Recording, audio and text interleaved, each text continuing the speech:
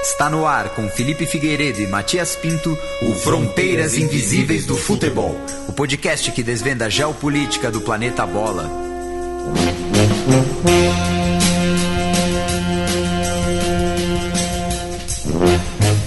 Boa alvorada, ouvintes da Central 3, está começando a primeira edição do Fronteiras Invisíveis do Futebol de 2017. Tudo bom, Felipe? Gostaria de primeiro lhe dar um feliz 2017. Quer dizer, feliz 2017 nada, né? Porque nós já nos vimos esse ano, já gravamos esse ano, só que o podcast do Xadrez Herbal. E esse programa já vai estar... a gente vai publicar em fevereiro. Já é fevereiro. Mas é aquela coisa, até o carnaval ninguém pode cobrar nada. O ano só começa a partir do carnaval. Esse ano tem 15 feriados, esse ano ninguém vai produzir nada.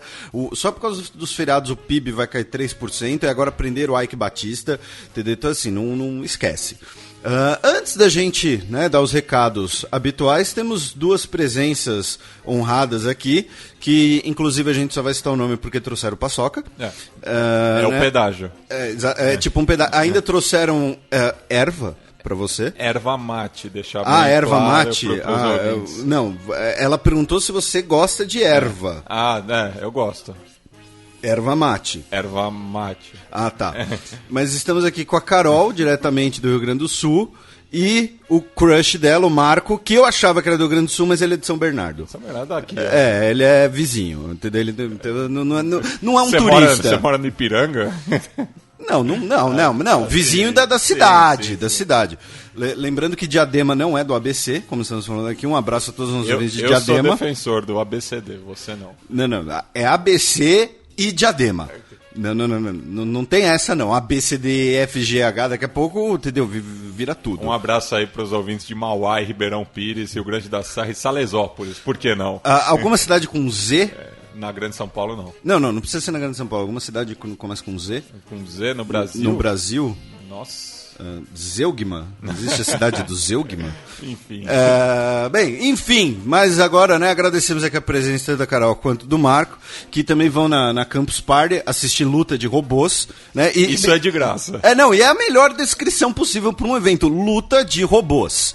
Né? Você separou uns recados aí do ano passado no programa sobre Chapecó, né? Foi muito bem recebido, por sinal, muita gente gostou da homenagem, então é o mínimo que a gente poderia fazer. Mande aí um abraço pro pessoal. Bem, mandar um abraço pro Leonardo Cruz, que é torcedor do Londrina Esporte Clube, o Marcos Alex, que é de Tubarão, em Santa Catarina, o Emanuel, que joga vôlei de praia, o Oeste Catarinense, enfim, muita gente recebeu bem o programa. E já que hoje vamos falar sobre África, queria mandar um recado para um ouvinte nosso do outro lado do Atlântico, o Neto Presley, que comentou no último programa do Xadrez Verbal do ano passado, ele que é de São Tomé e Príncipe. Então fica aí o nosso abraço tanto para o Neto, para os nossos demais ouvintes na Mãe África. Exatamente. E já que você adiantou, o tema do programa é a Copa, por conta da Copa Africana de Nações, a gente vai falar um pouco do fim do período colonialista, das independências, é isso? Isso, vamos falar tanto do neocolonialismo, quanto do movimento de independências. Então a gente vai ter uma leitura mais do século XIX e XX na África.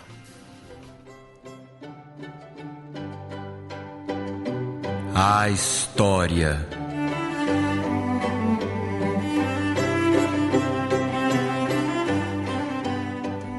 Bem, Felipe, para começar a falar do neocolonialismo, a gente precisa falar das condições que levaram a Europa a enxergar com outros olhos a África.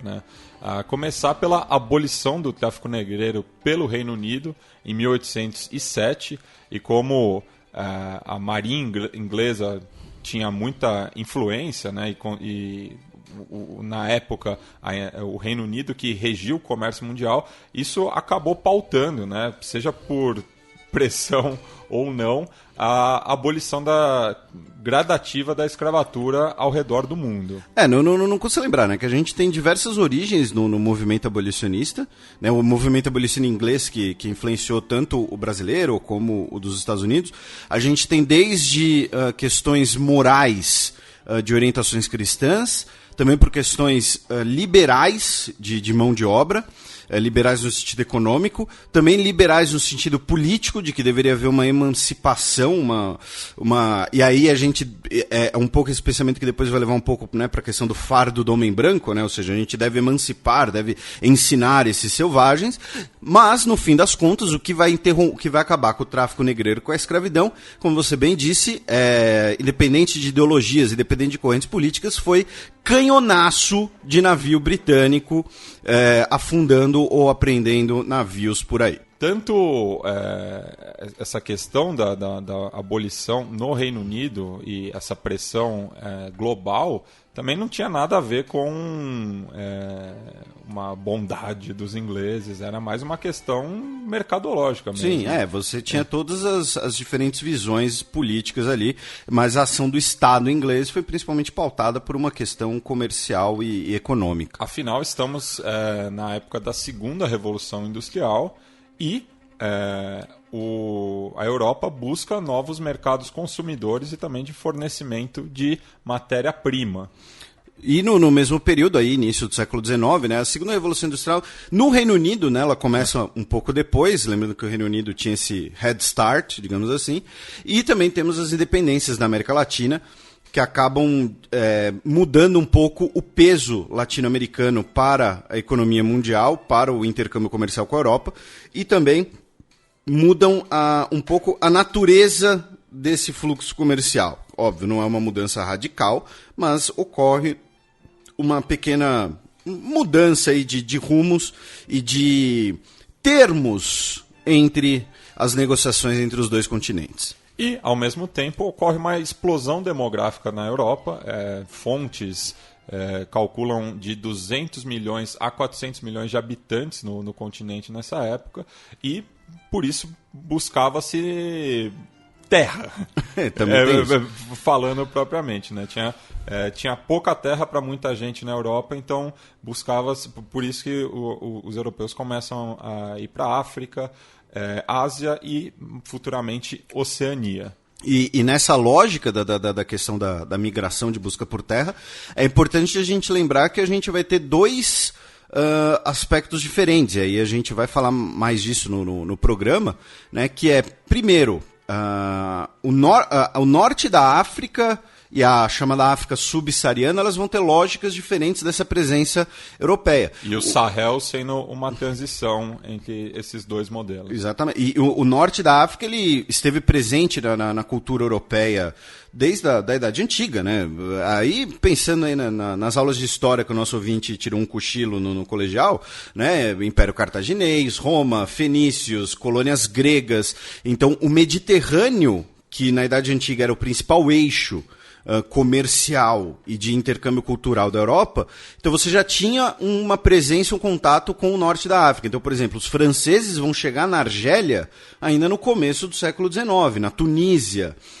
Já o restante do continente africano aí vai ser um pouco depois. Então é importante a gente lembrar que não é um movimento uniforme e simultâneo, né? A lógica ali do norte da África vai ser um pouco diferente, até porque no norte da África nós tínhamos a presença do Império Otomano, então teremos conflitos ou então tratados, estabelecimento de protetorados, todo esse tipo de coisa. Então tem duas questões diferentes aí. Também tem a questão religiosa, né? Muitas missões religiosas, isso tem a ver também com o Destino Manifesto, que vai pautar a conquista do Oeste nos Estados Unidos. E destaca-se nesse período, por exemplo, o pastor escocês David Livingstone, que chega ao deserto do Kalahari para entrar no coração do continente africano a partir de 1841. E nisso ocorre um processo de aculturamento, que vai ter uma oposição a partir de intelectuais africanos e afro-americanos, como, por exemplo, o William Drape, que tem origem caribenha, mas era residente em Serra Leoa, e em 1855 lançou a New Era, que foi o primeiro periódico negro no continente africano. E como essa discussão ela persiste até hoje, né, e para muita gente é assunto sensível, é bom lembrar que aqui não se trata nem de um julgamento de valor, já que para o missionário Ele está fazendo o papel dele. O papel dele é uma missão divina, muitas vezes, né? Então, a questão de você ter uma cultura local ou de você espalhar a religião, no caso, o cristianismo, seja com populações africanas, populações indígenas, né? Essa é uma discussão que a gente tem até hoje no Brasil, né? Porque você tem várias missões, especialmente de igrejas neopentecostais, que querem se embrenhar na mata e tem conflitos com o FUNAI, com entidades que defendem direitos indígenas. Então, assim, é um assunto bastante sensível, mas é importante notar que a presença, na verdade, a expansão europeia como um todo, mesmo para o Brasil no século XVI, tem um forte caráter religioso também. E também, por outro lado, também tem que mostrar que já nesse período, né, fica uma discussão muito maniqueísta também, de que os africanos, no geral, não tinham opinião própria, eram muito influenciáveis. Então aqui a gente mostra que existia já uma intelectualidade que rechaçava qualquer iniciativa de doutrinação europeia. Doutrinação África sem partido. Já em 1869, ocorre a abertura do Canal de Suez, ligando o Mediterrâneo ao Mar Vermelho. 13 anos depois, o Reino Unido alia-se ao Khedive Tewfik Pasha contra as tropas revoltosas do coronel Ahmed Urabi, que era anticolonialista, dando início à Guerra Anglo-Egípcia e subsequente ocupação britânica. Lembrando que a abertura do Canal de Suez foi pela França, né? Os franceses que iniciaram esse movimento. Só que aí eles ficaram sem dinheiro e tiveram que pedir uma ajuda para o Reino Unido. Basicamente foi isso. Já entre 1884 a 85 ocorre a Conferência de Berlim, que após uma série de conflitos territoriais na África, as potências europeias partilharam cerca de 90% do território do continente, dando origem a muitas das fronteiras existentes atualmente, que são muitas vezes artificiais, né? Porque não respeitam a lógica étnica ou geográfica dos diversos estados dos dias de hoje. E no caso, a Conferência de Berlim, ela muitas vezes, quando a gente... óbvio, aqui nesse programa a gente está dando ela com a ótica da sua influência no continente africano, por óbvio. Mas é importante a gente lembrar também que ela é um dos principais eventos da história recente europeia. Por quê? Porque, como você disse, a Conferência de Berlim ela foi convocada após uma série de conflitos na África. É um período que em inglês é chamado de Scramble for Africa, que seria corrida pela África, né? Ou seja, as diversas potências europeias querendo aumentar os seus territórios. Então aí você chega, olha, essa região aqui tem ouro. Aí o francês fala, não, chegamos primeiro. O alemão fala, não, chegamos primeiro. Então o Bismarck, ele convoca a Conferência de Berlim para evitar conflitos entre as potências europeias, porque imaginava-se que um conflito colonial nasceria uma grande guerra europeia.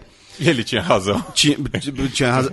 Segundo, para estabelecer alguma posse, alguma vantagem para o Império Alemão, que chegou tarde nessa corrida imperialista, digamos assim, comparado com Portugal, França e Reino Unido. E principalmente, né, uma frase dele muito famosa durante a Conferência de Berlim, quando ele disse que o Império Alemão é uma potência saciada. Porque as outras potências europeias temiam que a corrida pela África, e aí pensando no caso da Alemanha, fosse gerar, olha, a gente quer a África inteira, a gente quer todas as reservas de ouro que tem aqui possíveis. E a gente falou disso no programa, principalmente sobre a África do Sul e o Congo, daí pela ótica inglesa, né, de querer fazer Cabo Cairo, enquanto que os franceses queriam fazer Senegal, Etiópia. Né? E os portugueses queriam que Angola e Moçambique fosse uma faixa contínua também. Eles queriam o interior também. Só que no meio tinha a Rodésia. Então, assim, a Conferência de Berlim ela é importante, ela é muitas vezes muito pouco lembrada pela sua importância, porque ela, digamos assim, ela adiou a Primeira Guerra Mundial. Ela teve esse propósito, digamos assim. Enfim. Em 1896, forças leais ao imperador Manelik II da Abissínia derrotam os invasores italianos na Batalha de Adwa, tornando a Etiópia um dos 2 estados independentes da África ao lado da Libéria, que havia sido fundada e colonizada por ex-escravos a partir de 1821, com o apoio da American Colonization Society. Tropas anglo-egípcias invadem o Sudão em 1896 para derrubar o Abdullah al-Tashi, sucessor do autoproclamado Mahdi Muhammad Ahmad. O ápice da invasão foi a Batalha de Omdurman, em 1898, na qual mais de 10 mil mahdistas foram massacrados pelo uso da bala de expansão, apelidada de Dum-Dum. Que tem esse apelido até hoje. E aqui nesse contexto que você tem 90% daqueles filmes do meados do século XX, né, de britânicos na África, né, sempre no Sudão, no Egito. Tem um filme... eu vou deixar de dica cultural, inclusive, vou fazer suspense. Continue. Enfim. O poeta inglês Rudyard Kipling publica O Fardo do Homem Branco em 1898, que o Felipe já tinha citado, na revista McClure's, de acordo com as teorias racialistas em voga no final do século XIX. Apesar da inspiração ser a colonização estadunidense nas Filipinas, o poema repercutiu fortemente entre a elite europeia na África. Lembrando que o Kipling é o autor do Mowgli, né, do Jungle Book. Ele viveu a maior parte dele na Índia, ele era britânico, e uma da inspiração dele para o Mowgli... O Mowgli é, de certo modo, uma fábula sobre o fardo do homem branco, né? O homem indo colonizar e dominar os selvagens, ou seja, mesmo o homem... em meio aos selvagens, vai... Então, assim, o Mowgli hoje é uma alegoria. É, uma alegoria. O Mowgli hoje é uma história bonitinha da Disney, mas a origem do Mowgli, como a origem de muitas coisas do século XIX, é o racismo. É assim como no programa do Congo, novamente, a gente bateu no Tintim também, por uma visão colonialista. Isso não quer dizer que a gente não goste do Tintim ou do Mowgli. A gente só está apontando as origens deles. Mas Asterix é muito melhor. Nem se compara. O intelectual afro-americano W.E.B. Du Bois publica The Souls of Black Folks em 1903, obra-prima do pan-africanismo. Já em 1905 ocorre a rebelião Maji-Maji na África Oriental Alemã, atual Tanzânia. 6 anos depois, ocorre o Cerco de Trípoli, ou seja, nova incursão italiana no norte da África. Nesse caso, conquistando a Líbia dos otomanos. A guerra ítalo-turca, porque a Itália, a Itália, assim como a Alemanha, né, são as duas unificações tardias, chegaram tarde na África, só que a Alemanha ela tinha muito mais poder de barganha. A Itália, inicialmente, foi derrotada na Etiópia, como você mencionou, e aí depois a Itália falou, olha, todo mundo tem um pedaço da África, menos eu. Vocês não vão dar um pedaço pra isolado, gente? Vocês não vão dar um pedaço pra gente? Aí chegaram e falaram, olha, toma esse teco aqui dos turcos, entendeu? O meu você não vai pegar, pega dos turcos.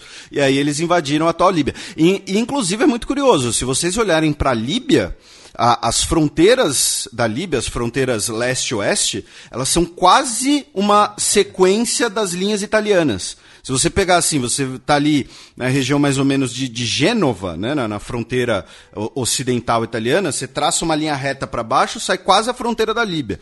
Então tem essa curiosidade também. Também ocorre a expansão do domínio francês sobre o Marrocos, em forma de protetorado, e da Tunísia em 1912. Já o militante jamaicano Marcus Garvey funda a Universal Negro Improvement Association and African Communities Leagues em 1914, baixo o lema One God, One Aim, One Destiny, ou seja, a volta dos descendentes da diáspora para a terra-mãe. A partir daí, ocorrem a realização de importantes congressos pan-africanos em Paris, em 1919, Londres, 1921, Lisboa, 1923, Nova York, em 1927 e Manchester, em 1945. Na capital francesa também surge o movimento literário Negritude.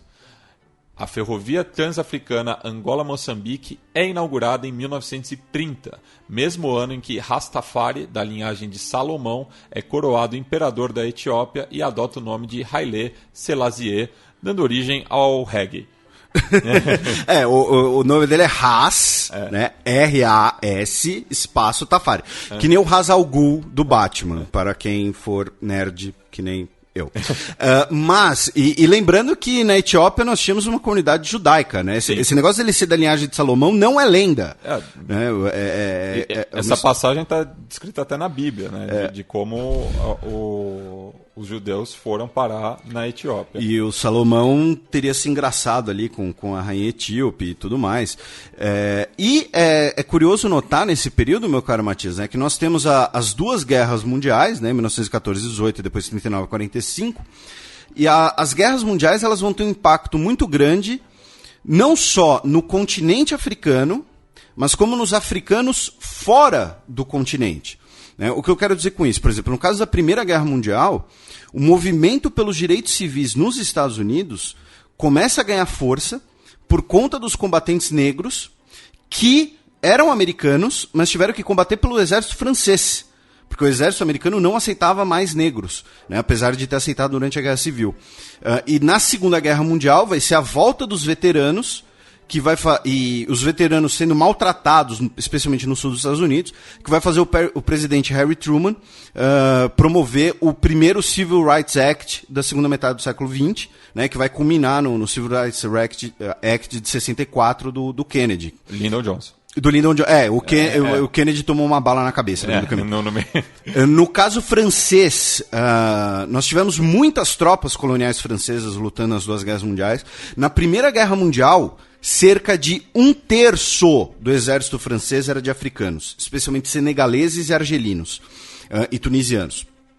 E isso fez com que a imagem deles na sociedade passasse a mudar, porque, né, eles se sacrificaram também pela França, né, também foram para o combate. Uma história muito curiosa de um simbolismo muito bonito, né, na Primeira Guerra Mundial. Foi o do maior as negro, né, as de piloto de avião, de abater outros aviões, o Eugene Bullard, que era americano, combateu pela Força Aérea Francesa. E a marcação pessoal dele no avião, né, na época os aviões tinham essas marcações pessoais, né, o mais famoso é o Barão Vermelho, que pintou o avião todo de vermelho e o piloto chamava Cazuza. Mas no caso da Primeira Guerra Mundial, o Eugene Bullard tinha um coração apunhalado, e como se fosse saindo sangue de onde estava apunhalado, e escrito em francês, todo sangue que sangra é vermelho. Então, né, dando a ideia de que, olha, a cor do combatente, a cor do cara que está dando a vida pela França é sempre a mesma cor, o vermelho. Então, essas foram as principais influências dentro fora da África, melhor dizendo. No caso de dentro da África, na Primeira Guerra Mundial, é muito pouco estudado, muito pouco conhecido, mas nós tivemos sim combates no continente africano. Primeiro, pelo fato do Império Otomano ser aliado da Alemanha, então nós tivemos combate na região do atual Egito. Tivemos combates ali no Mediterrâneo, mas também, principalmente, na região subsaariana, nós tivemos especialmente combates na atual Namíbia e atual Tanzânia, que eram colônias alemãs, foram conquistadas, foram tomadas pelos impérios aliados, porém, no caso da Tanzânia, não houve derrota militar. O general alemão que comandou a resistência, Windhoek. O Windhoek é da Namíbia. A atual capital da Namíbia. Então pode ser. Então não vou me lembrar agora o nome dele, depois eu colo e finjo que lembrei. Mas no caso, ele conseguiu resistir fazendo uma guerra de guerrilha às incursões britânicas, com muitas tropas indianas, inclusive. E por isso, ao fim da guerra, quando eles voltaram para a Alemanha, essas tropas da África Oriental Alemã foram as únicas que tiveram autorização do governo alemão do pós-guerra a desfilar embaixo do portão de Brandemburgo, né, que é como se fosse o Arco do Triunfo em Paris. Você só pode desfilar ali embaixo se você venceu. Se você tomou um cacete, você não pode. E essas tropas alemãs, nós tivemos tropas camaronesas lutando pela Alemanha e tudo mais, fizeram com que mudasse também um pouco a imagem do negro na Alemanha, que é uma coisa que a gente já comentou no programa sobre as Olimpíadas, que no nazismo, né, o negro ele era visto como um cavalo de raça, né? Ele era um ser fisicamente superior, intelectualmente inferior, mas fisicamente superior. Tanto que nós tivemos negros presentes no exército alemão, inclusive no Entre Guerras, alguns veteranos da campanha africana.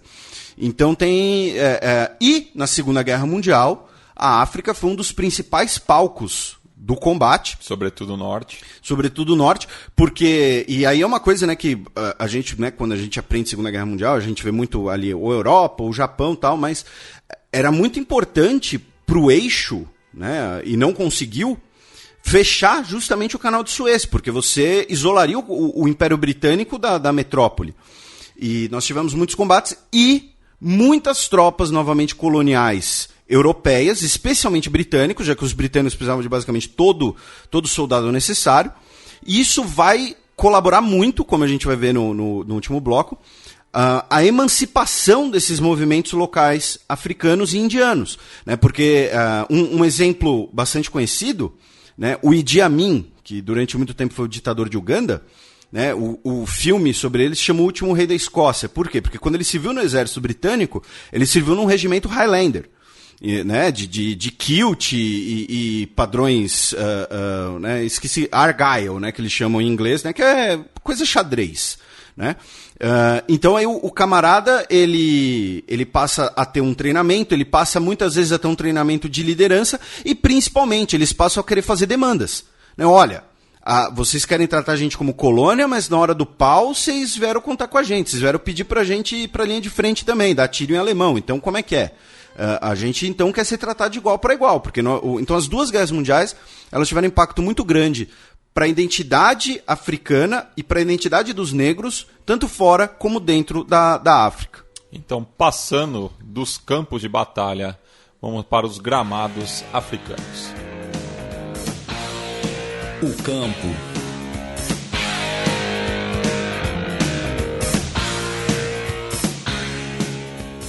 No pós-Segunda Guerra Mundial, é fundada a Confederação Africana de Futebol, em Cairo, no ano de 1957, impulsionada por um tal de Gamal Abdel Nasser.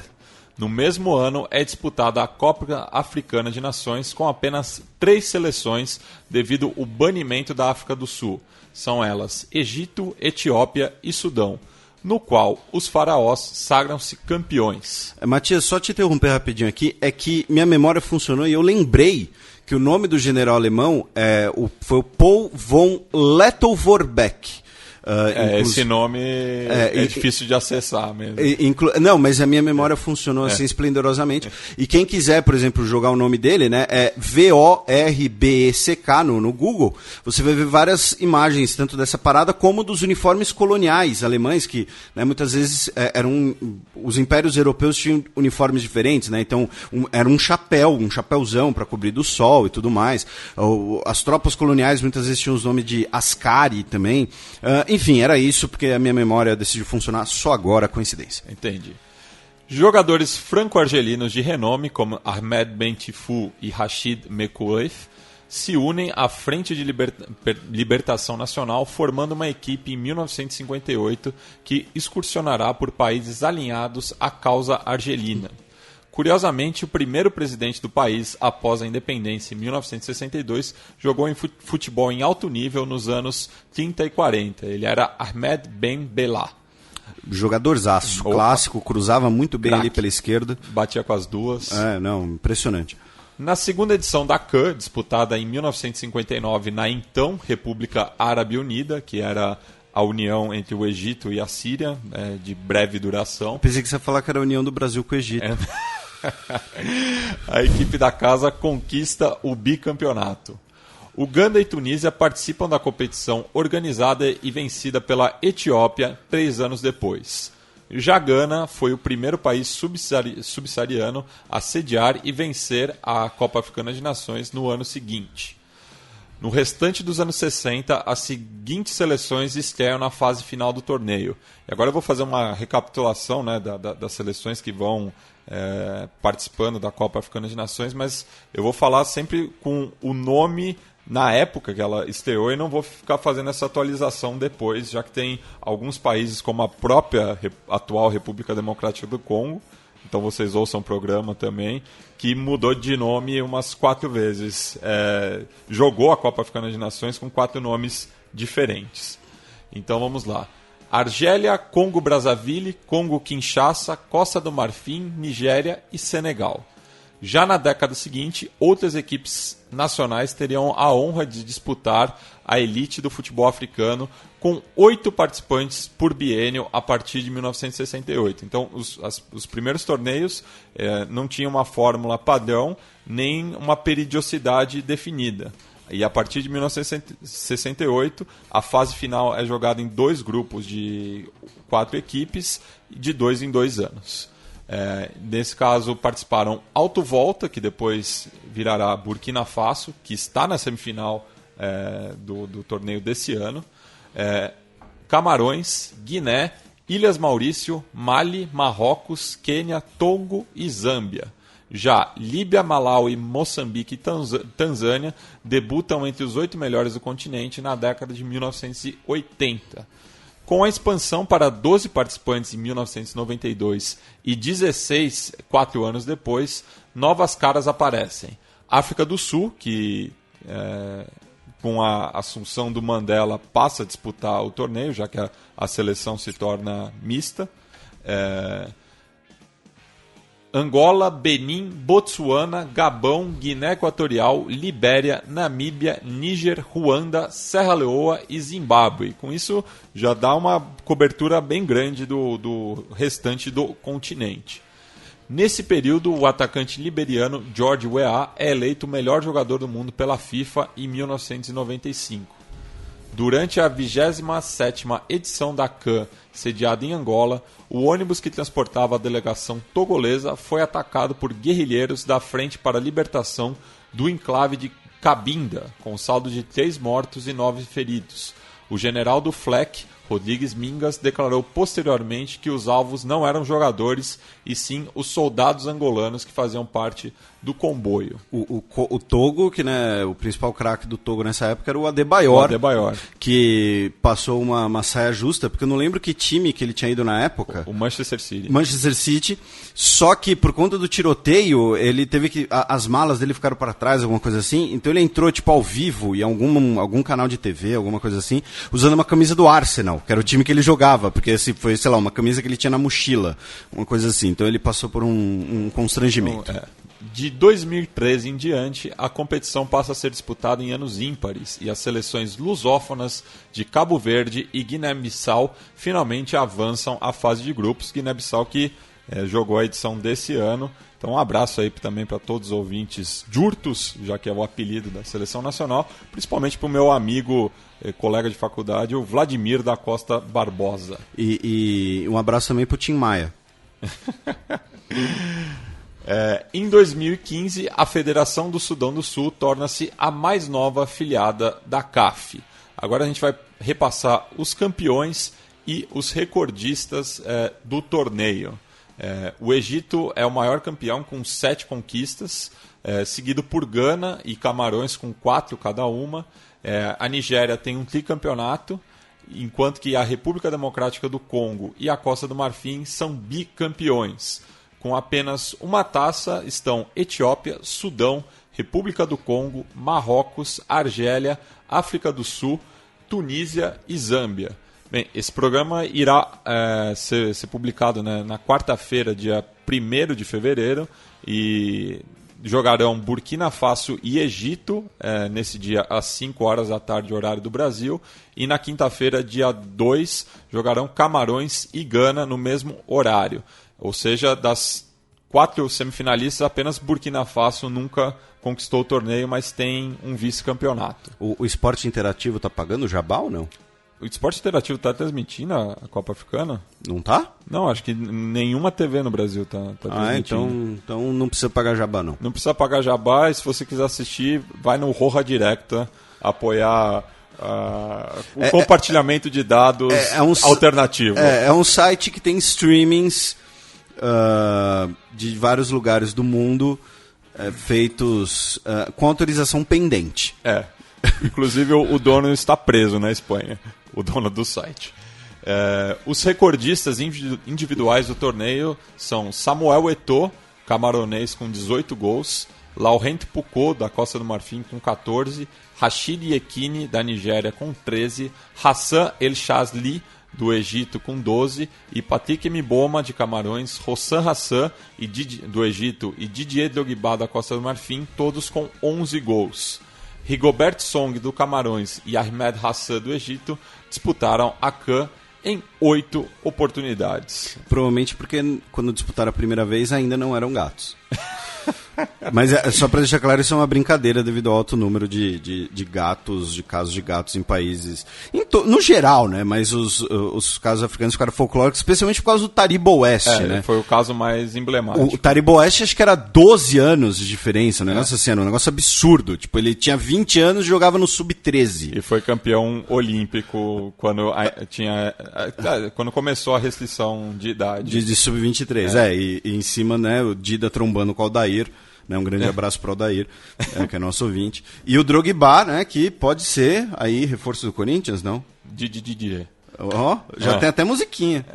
E só fazendo um alto jabá também, saiu na semana passada o Meu Time de Botão, outro programa aqui da casa, apresentado pelo Leandro e a mim, no qual eu participei falando da seleção camaronesa de 1982 a 2002, quando eles ganharam 4 títulos da Copa Africana de Nações, os Jogos Olímpicos e também chegar nas quartas de final da Copa do Mundo. Então, Camarões que, na minha visão pelo menos, é a maior seleção do continente, considerando tanto o cenário doméstico quanto o cenário internacional. Maior que a Nigéria? Maior que a Nigéria. Então tá. A Nigéria nunca chegou numa quarta de final de Copa do Mundo e tem um título a menos da Copa Africana de Nações, além de ser freguesaça de Camarões, porque dos 4 títulos africanos de Camarões, 3 foram em cima da Nigéria. Então, eu apresento argumentos, cara. Não, tudo bem. O meu é mais subjetivo, de fato. Mas eu acho que se fosse para escolher escalar 2 times, assim, Camarões de todos os tempos contra a Nigéria de todos os tempos, a Nigéria tinha mais time. Assim, talvez a Nigéria tenha tido maiores jogadores, mas em termos de resultados, eu acho que a Camarões foi mais... Virou Parreira agora. O que importa é o resultado, gol é um detalhe. Não, pelo contrário. Entendi. Não, entendi aqui. Futebol pragmático. Bem, passamos agora para o mapa para falar de como muitas dessas seleções surgiram, né? Porque não foi geração espontânea.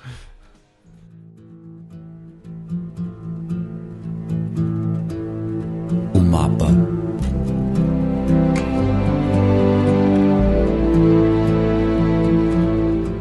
Felipe, eu vou abrir esse bloco com uma citação, olha só. Que chique. A citação é a muleta do preguiçoso.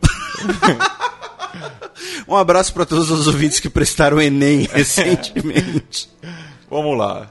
Citando Kwame Nkrumah, primeiro presidente de Gana, em seu livro Neocolonialismo, Último Estágio do Imperialismo, uma vez que a antiga potência, teoricamente, cedeu o controle político, se as condições provocadas pelo neocolonialista causarem uma revolta, o governo local pode ser sacrificado e outro igualmente subserviente posto em seu lugar.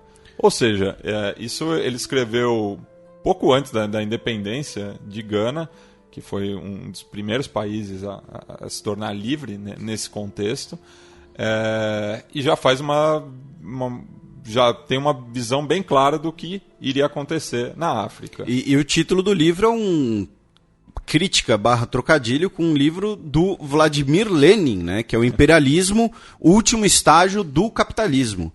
Então, mas se bem que vão acusar a gente de doutrinação. Se bem que eu nunca li o livro, só sei o título, porque eu fui doutrinado na faculdade. Quando você faz faculdade de História, só avisando, pessoal, você tem que decorar todos os livros escritos por Lenin, Trotsky, Marx, Engels e Stalin. Você tem que saber quanto cada um tem de página, o ano da sua primeira publicação. Se você não souber nada se você não acertar tudo isso, você não recebe o seu diploma. É a instituição oficial da Faculdade de História. E todos os professores são filiados ao Partido Comunista do Brasil. E secretamente marcam você a ferro e fogo com uma foice e um martelo na nádega esquerda. Porque tem que ser esquerda, óbvio. Claro. Deixando a ironia de lado. Ironia? Você não tem a nádega esquerda marcada? Foi só eu? Felipe, então... Me enganaram? A partir do meu ano, acho que caiu isso. Tá. Entendi. Entre 1952 a 1959, no Quênia, ocorre a revolta Mau Mau, levante de membros da etnia Kikuyu contra o establishment britânico. Nesse mesmo período, temos a Batalha de Argel, Felipe. O Argel, que jogou no Santos, no Porto, no Palmeiras, no Inter, foi recentemente treinador do Inter, Vitória, Figueirense. Dos 3 times que caíram ano passado, ele treinou 2, e o terceiro quase caiu também. Então assim, né, o sobrenome dele é Argel Fuchs, mas ele era um bom zagueiro. Quando ele jogou no Palmeiras, eu até gostei dele. Agora falando da capital da Argélia... E falando no caso da capital da Argélia, né, porque a Argélia foi um dos países que teve uma das guerras de independência mais violentas da segunda metade do século XX contra a presença francesa. Nós tivemos uma grande onda de refugiados. Muitos desses refugiados, por serem de origem francesa, mas que residiam na Argélia já há algumas gerações, os pieds noirs, né, os pés pretos. Também refugiados argelinos que foram para a França ou para a Córcega, tanto por razões econômicas, mas também por razões políticas, né? Você tinha famílias de argelinos que queriam se manter leais à França, que não achavam que não era necessária a independência da Argélia. A Argélia era um pedaço da França, né? E essas pessoas eram nacionais franceses. É uma coisa que a gente menciona muitas vezes no podcast Xadrez Herbal, né? Que a França, muitas vezes falam do terrorismo na França, dos muçulmanos na França, mas a grande maioria daquelas pessoas são cidadãos franceses. Você não tem como expulsá-los, você não tem como tratá-los do ponto de vista legal, tratá-los diferente do que você trata qualquer outro cidadão francês. Né? E aí talvez me adiantando um pouco, né, mas fazendo essa ponte tão maravilhosa, né, que é usar o esporte como uma ferramenta de ensino, é por isso que nós temos vários jogadores na seleção francesa, vários grandes jogadores de origem africana como um todo, mas de origem argelina e também origem caribenha, né, o Guadalupe, jogadores de origem senegalesa. E aí, se a gente escalar as seleções francesas que tiveram algum sucesso, elas sempre têm vários dos principais jogadores dessa origem, né? Na década de 80 nós tínhamos o Tigana, por exemplo, né, que jogou junto com o Platini, e recentemente Thuram, Desailly e o maior jogador francês de todos os tempos, Zinedine Zidane, que é argelino. Ele inclusive poderia ter defendido a Argélia, salvo engano. E eu citei no bloco anterior o Ahmed Ben Tifou, que era franco-argelino, mas que tinha jogado a Copa do Mundo de 54 pela França. E por conta justamente da Revolução Argelina, a França foi muito desfalcada para a Copa do Mundo de 58, no qual inclusive foi batida pelo Brasil na semifinal. Se estivesse completa, talvez...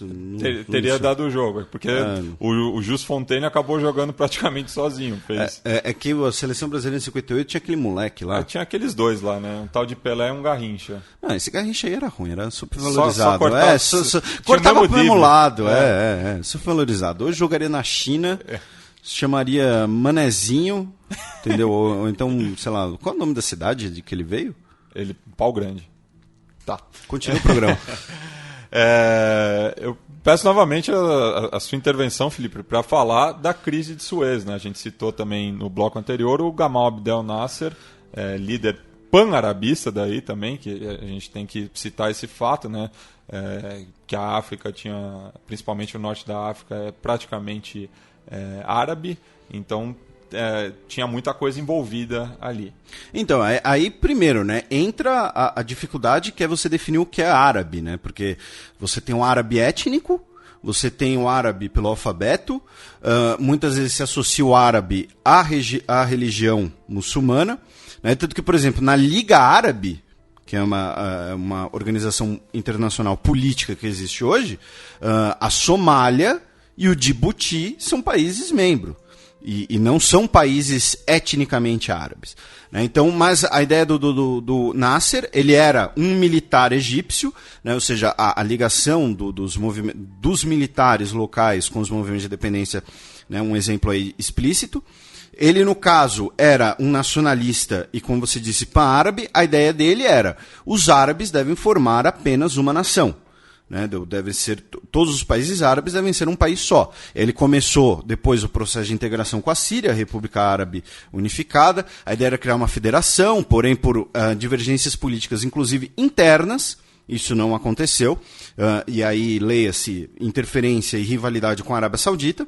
E o Nasser, no caso, ele, por ser um nacionalista anticolonialista, né? Ele é um dos fundadores, por exemplo, do movimento anticolonialista e do movimento dos não alinhados durante a Guerra Fria, ele vai nacionalizar o Canal de Suez, dizendo, olha, o Canal de Suez fica em território egípcio, os europeus já usaram o canal por mais de 60 anos, então o seu investimento já foi pago, e ele vai ser o fiador do desenvolvimento egípcio. A gente vai usar a renda proveniente do canal, né, porque não é de graça você passar ali. Né? Assim como você paga taxa no aeroporto, né, você vai lá, tá todo pimpão, pesquisa o preço da passagem e fala, tá só R$500. Aí você adiciona a taxa, dá 800. É quase, né, uma coisa parecida aqui. Né? Você paga ali o pedágio, digamos assim, do canal. Então a renda desse canal, do Canal de Suez, um dos locais mais importantes, geograficamente falando, do mundo, vai fiar o desenvolvimento econômico e industrial egípcio. E aí ele nacionalizou o canal, no sentido de, olha, o canal é nosso, fechou literalmente o canal. Obviamente, britânicos e franceses não gostaram nada, se uniram com os israelenses para fazer uma intervenção militar, estavam conseguindo sucesso nessa intervenção militar. No caso israelense, é bom lembrar que a Península do Sinai e o que hoje é a faixa de Gaza, mas numa proporção ainda maior, eram de ocupação egípcia. Estavam conseguindo sucesso militar, só que uma crise no Canal de Suez afeta a economia do mundo inteiro, afeta o tráfego de mercadorias pelo mundo inteiro, gera problema para todo mundo. Então, isso é considerado um marco na Guerra Fria, inclusive, né? Estados Unidos e União Soviética chegam e falam, olha, França, Reino Unido, é o seguinte, vocês não mandam mais no mundo, vocês estão atrapalhando a vida de todo mundo, então vamos sentar aqui, vamos conversar, vamos negociar. E aí, apesar da derrota militar, o Egito consegue uma vitória política, há uma solução negociada e o Canal de Suez é nacionalizado pelo Egito, no caso aí pelo Abdel al-Nasser, que fundou uma república laica e a ideia era do pan-arabismo. Até o final dos anos 50, 12 das 13 colônias francesas ao sul do Saara declararão independência, entre elas a Costa do Marfim, um dos poucos casos de estados nacionais africanos que mantiveram a nomenclatura colonial. A gente pode citar o Alto Volta também, que depois só futuramente vira Burkina Faso. Ocorre também a crise do Congo entre 1960 a 65, já que durante a Guerra Fria o Congo foi um dos principais polos de tensão entre os Estados Unidos e a União Soviética. Cerca de 100 mil pessoas foram mortas durante o período, entre elas o primeiro-ministro Patrice Lumumba, sequestrado, torturado e assassinado por opositores financiados pelas companhias mineradoras belgas, estadunidenses e francesas, que levaram à separação do estado de Katanga, maior reserva mineral do país, liderado por Moise Tshombe. Em 1963, é criada a Organização da Unidade Africana, sediada em Addis Abeba, capital da Etiópia, sendo substituída pela União Africana no começo do século XXI. E só para explicar o simbolismo da sede da União Africana sem Addis Abeba, é porque, como você mencionou anteriormente, a Etiópia foi o único país africano que não foi colonizado. Né? Eles chegaram a ser ocupados pela Itália no contexto nas vésperas da Segunda Guerra Mundial. Mesmo assim, deram uma canseira nos italianos e foi uma ocupação contemporânea, não foi uma colonização efetiva. Se não me engano, menos de 3 mil italianos chegaram a ir para a Etiópia. Então, por isso que a sede da União Africana é na Etiópia. E é nesse contexto que surgem os guerreiros dreadlocks, né, que deixavam não cortariam o cabelo enquanto a Etiópia permanecesse ocupada pelos italianos. E ouviam reggae. O escritor nigeriano Chinua Achebe lança o romance A Man of the People, em 1966, uma sátira política sobre a corrupção em um país africano não nomeado. É algo similar ao Beasts of No Nation, né, que virou filme no Netflix recentemente, mas é inspirado num romance também, para mostrar as mazelas da África, mas sem localizá-las, né? Mostrar que é uma coisa generalizada. No ano seguinte ao lançamento desse romance, ocorre a Guerra de Biafra, que a gente falou mais detalhadamente no programa sobre a Nigéria, então ouçam lá. Amílcar Cabral é assassinado em Conakry, na vizinha Guiné, e a luta armada se intensifica em Bissau, que declara unilateralmente a independência em 24 de setembro de 1973, sendo nomeado o presidente o seu irmão Luís de Almeida Cabral. Falando ainda no Império Ultramarino Português, a Revolução dos Cravos suspende a guerra colonial e, durante o processo revolucionário em curso, o PREC, Angola, Cabo Verde, Moçambique e São Tomé e Príncipe tornam-se independentes. Lembrando que um dos motivos da Revolução dos Cravos, do fim do regime salazarista, do fascismo português, era justamente as guerras coloniais, que estavam gerando uma despesa gigantesca, morte, racionamento de materiais essenciais, e não dando resultado nenhum. Basicamente, todos os outros impérios coloniais já tinham declarado sua independência, ou seja, Portugal estava ali lutando contra... Estava dando murro em ponta de faca, e aí os próprios militares derrubam o salazarismo, porque falam, olha, já deu essa guerra idiota aí, Angola e Moçambique, e depois Goa vai ser tomada pela Índia. E o Timor-Leste pela Indonésia. Pela Indonésia. Contudo, a transição política não foi pacífica, sobretudo em Luanda, que testemunhou uma guerra civil que durou do final de 1975 ao começo de 2002. Ali na vizinha Zimbábue, Robert Mugabe, na Rodésia ainda, né? Robert Mugabe, após 10 anos preso, de 64 a 74, deixa a Rodésia do Sul e inicia uma guerrilha baseada em Moçambique, contra o governo de maioria branca de Ian Smith. Com a assinatura do Tratado de Paz de Lancaster House, em 1979, Mugabe é aclamado primeiro-ministro nas primeiras eleições democráticas do país, que passa a ser chamado de Zimbábue. 2 anos depois, ele rompe a coligação com Joshua Knomo, da etnia Ndebele, que passam a ser perseguidos, assim como os descendentes de europeus. Só que essa perseguição étnica no Zimbábue não é exclusiva do país, já que em 1994 o avião que trazia o ditador ruandês Juvenal Habyarimana de volta a Kigali foi misteriosamente abatido. A maioria Hutu culpou a minoria Tutsi, perseguidos durante os 21 anos da ditadura, pelo incidente, dando início ao genocídio mais veloz da história. Milhões de Tutsis e Hutus moderados foram massacrados por milícias como os Interahamwe. Contudo, guerrilheiros da Frente Patriótica Ruandesa, liderados pelo intelectual Tutsi Paul Kagame, conseguiram tomar a capital das mãos dos Hutus. E mais recentemente tivemos a guerra civil no Sudão, né, com a questão do genocídio de Darfur, por questões religiosas, e aí o Sudão do Sul se tornou o país mais novo do mundo. E outra separação que a gente teve na década de 90 foi da Eritreia se separando da Etiópia, e muita gente considera isso uma maneira que foi, na verdade, uma intervenção externa, porque a Eritreia é basicamente o litoral da Etiópia.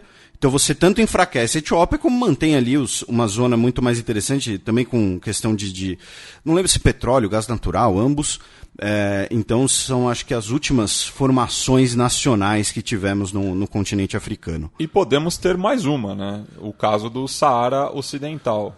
Que é para ser um país, né, mas está ocupado pelo Marrocos. O Marrocos considera seu território soberano. O Saara Ocidental é uma nação árabe, né, o país Sawari árabe. Vejamos, o Brasil não reconhece a posição de independência, porque o Brasil não costuma reconhecer independências de forma unilateral, mas, como você muito bem lembrou, podemos aí ter mais um. Então esse foi um panorama, né? O programa tem um pouco mais de 1 hora, não dá para falar detalhadamente de caso a caso do processo de emancipação dos países africanos, mas acho que a gente fez uma cobertura interessante, né, para tentar explicar um pouco o simbolismo da Copa Africana de Nações. Eu não achei que foi interessante. Tá bom, mas você estava aqui, né? A gente tinha hora no estúdio. Então tá. Felipe, considerações finais ou alguma dica que você tinha deixado em suspenso? Então, assim, sobre dicas culturais, eu vou dar a dica de 3 filmes. Não, 2. 3. Né, eu falei, que um deles acaba não sendo um filme de história africana, né, mas ele é um exemplo da presença britânica nos conflitos africanos, no período vitoriano, especialmente, segunda metade do século XIX. que é um filme chamado Quatro Penas Brancas, ou Quatro Plumas Brancas. É um filme da década de 30, se não me engano. Ele existe em DVD, existe versão remasterizada, é considerado um clássico, é um filme muito legal. Eu lembro a primeira vez que eu assisti esse filme, eu era criança, ele passava naquela sessão noturna da TV Cultura, apresentada pelo Ewald, Ewald, uma entidade do Rubens Ewald Filho. E aí, anos depois, 2002, 2003, se não me engano, tem um remake dele, que saiu com o nome brasileiro de Honra e Coragem, um negócio assim, que é com o Heath Ledger, quando ele ainda era, tipo, o galã, né, antes de ser o psicopata do Coringa, alguma coisa assim, que é um remake, é a mesma história, mas enfim, tem a opção do tradicional, do remake, mas, repito, é um filme sobre o protagonista britânico, é um filme sobre o imperialismo britânico no período vitoriano, não é exatamente um filme sobre história africana. Filmes que se passam na África, aí eu tenho duas dicas para dar. O Último Rei da Escócia, que fala um pouco dessa questão, né, da imagem escocesa, da independência pela via militar, da luta na guerra, tudo mais. E, como você citou, eu vou furar seus olhos, o Beasts of No Nation, que, embora seja um filme que não é um filme bonito, digamos assim, pelo contrário, é um filme bastante impactante, é um assunto importante, um assunto sério, e tirem as crianças da sala, é um puta filme que deveria ter sido sim indicado ao Oscar, e não foi indicado ao Oscar, é bom lembrar, por conta do lobby dos grandes estúdios, porque ele foi um puta filme feito pela Netflix, num custo muito menor do que os filmes hollywoodianos costumam ser feitos, então por conta desse lobby, tesouraram o Beasts of No Nation, e tesouraram o Idris Elba, que certamente teria que ser indicado também. Que homão da porra. Exatamente, que homão da porra. Lembrando que Idris Elba também é vilão de Star Trek. E a minha dica também é um filme, um documentário, Os Rebeldes do Futebol, que é apresentado pelo Eric Cantona e dirigido pelo cineasta francês Gilles Hoff, em parceria com a Al Jazeera, se eu não me engano. E que trata de 5 personagens contestadores dentro do universo futebolístico, entre eles o Didier Drogba e o Rashid Mekolouf, que foram citados aqui no programa, e mostra essa questão política do futebol dentro da África. Os outros personagens do filme são o Pasic, o bósnio, o Carlos Caselli, chileno, e um tal de Sócrates brasileiro. Sócrates, que era o craque da família. Há divergências. Não há divergências. Desculpa, mas Raí e Venus Williams e Eli Manning, os três vão sofrer para sempre por serem melhores, dentre os melhores do seu esporte, melhores de sua geração, mas não serem os melhores da família. Então, desculpa. É uma questão de opinião. Não é. No seu caso, é uma questão de clubismo e paixão adolescente. Aliás, o Chico Patti não esteve na Burkina Faso, ele sempre está viajando aí, né? A gente sempre cita ele, mas ele encontrou o Raí esse final de semana e fez até uma brincadeira, já que o nosso CEO aqui da Central 3 é corintiano. Então, mas desculpa, Raí, Venus Williams, Eli Manning. E inclusive o nome do estúdio aqui da Central 3 é Sócrates. Felipe, a fim de não querer promover uma cisão étnica na África... Marmelada. Eu vou pegar um tema de um filho da diáspora. Estou falando de Robert Nesta Marley, também conhecido como Bob Marley, que em 1979 lançou o álbum junto com os The Wailers chamado Survivor, que tem uma música que chama Africa Unite. Então a gente vai ouvir sobre... E a própria capa do álbum são todas as bandeiras africanas. As bandeiras da época.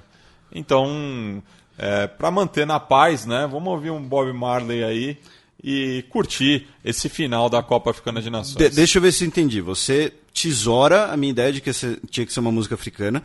Aí é africana. Nós temos um casal de ouvintes que lhe traz erva, e aí você fala para terminarmos o programa na paz com Bob Marley. Entendi. Você não quer que tenhamos anunciantes, você não quer que crianças nos ouçam, você quer que pais nos processem, tudo bem, entendi. Aí tem esse papo, erva mate, essa cuia aí, mas beleza. Enfim, curtam aí o final. Constrangi mesmo, entendeu? Encerra esse negócio. Africa United, fechando o Fronteiras Invisíveis do Futebol, número 27.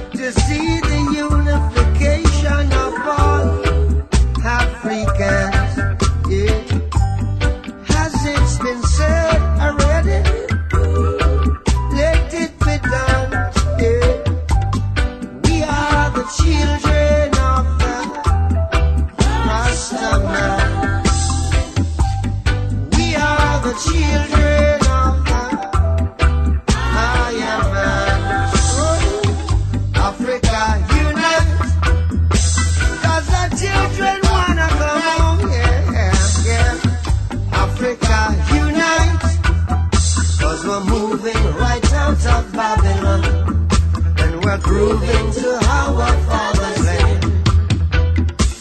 Yeah, how good and how pleasant it would be before God and man to see the unification of all Rasta man. Yeah, as it's been said already, let it be done. I tell you who we are under the sun. We are the children of the Rasta man.